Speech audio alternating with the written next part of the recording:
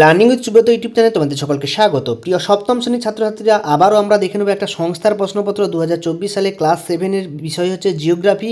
তো 2 ঘন্টা 30 মিনিট সময় এবং 70 নাম্বার পরীক্ষা।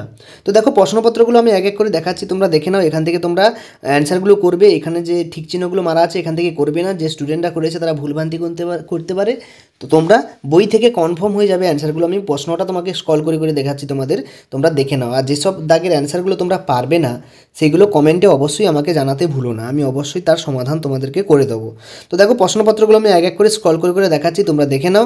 তো দেখো, এখানে অনেক কিছু দিয়েছে। ভোপাল গ্যাস দুর্ঘটনা দিয়েছে, ইউরোপ মধ্যে সর্বোচ্চ শৃঙ্গ দিয়েছে, ইউরোপের রুটি ঝুড়ি কাকে বলে সেটাও দিয়েছে।